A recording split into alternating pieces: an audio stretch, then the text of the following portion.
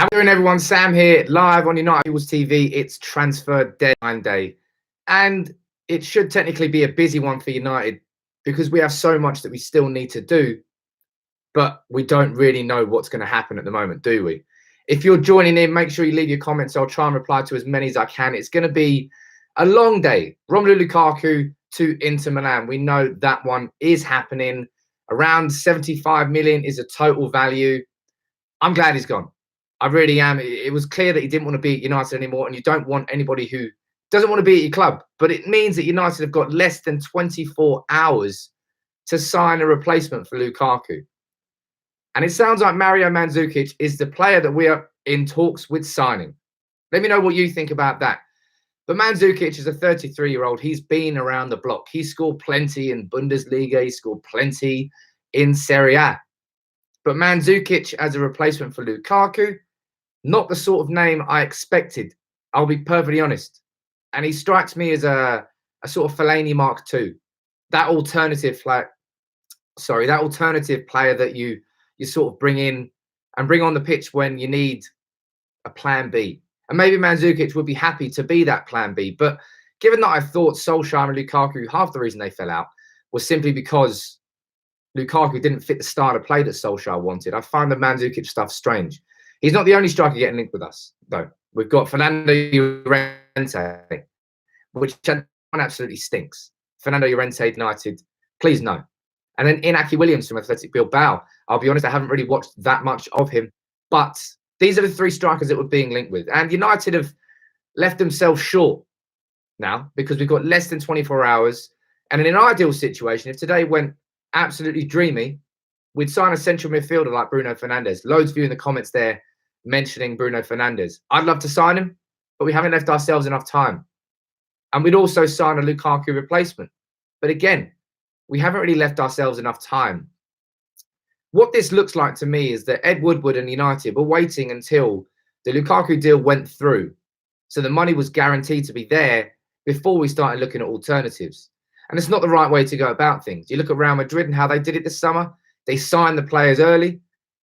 Then they started to look to sell players. Now, they may be struggling to sell players, but they will sell. And they'll get money in. But United, it looks almost like we wanted to do it the other way around.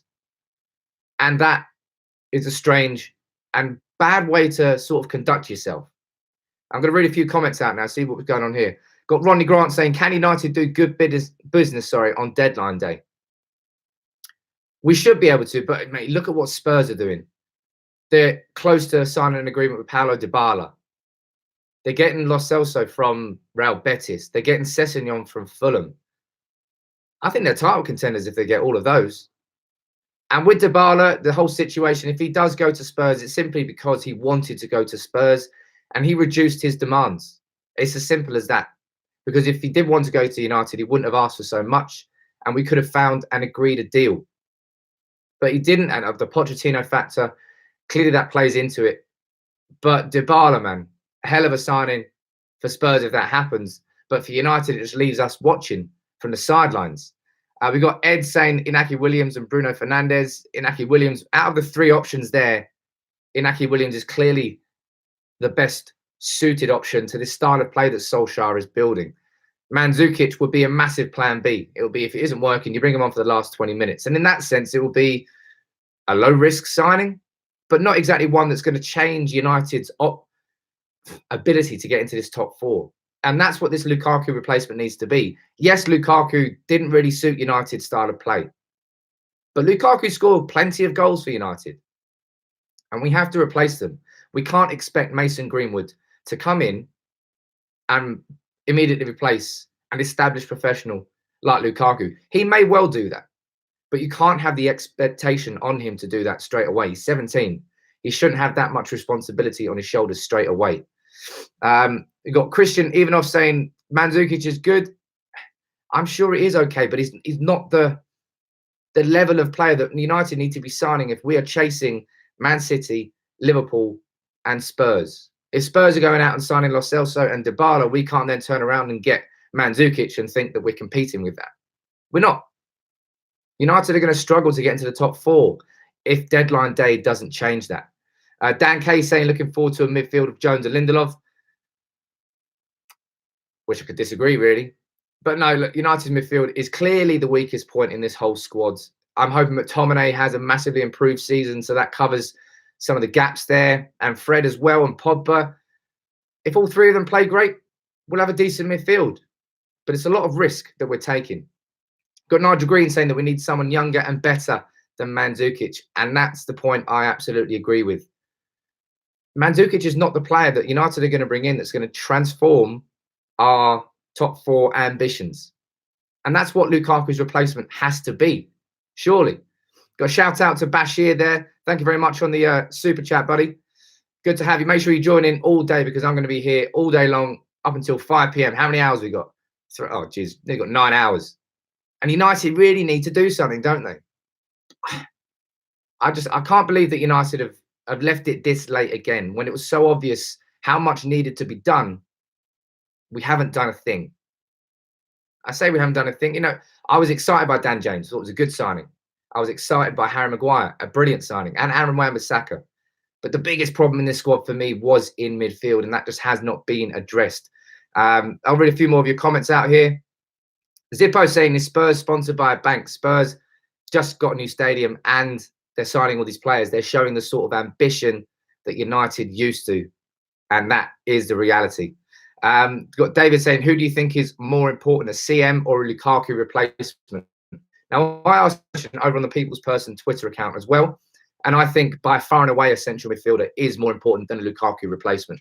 Yes, we do need to replace Lukaku's goals, but first and foremost, that midfield is an abomination in comparison to the likes of Liverpool, City, and Spurs. And these are the teams that we have to be comparing ourselves towards because they're the teams who are above us in the league, and our ambition has to be to get over them.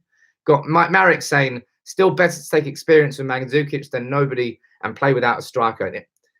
If it's a Mandzukic or nobody, then you probably take Mandzukic just so you can have that option from the bench. I agree with that. But United shouldn't be doing this. United shouldn't be settling on deadline day for a player like Mandzukic simply for the sake of it. United should have planned well enough in advance that we wouldn't have to simply just rely on a settlement. That's poor. And we got Bashir again, mate, loving the super chats, buddy. Saying, honestly, who do you think is possible for us to sign? I think we've left it too late for Bruno Fernandes. I think if that deal was going to go through, that would have went through. And it's a real shame that that hasn't happened because that sort of attacking midfielder would have transformed the shape of our midfield. I wanted a defensive midfielder, but we haven't really been linked with anybody.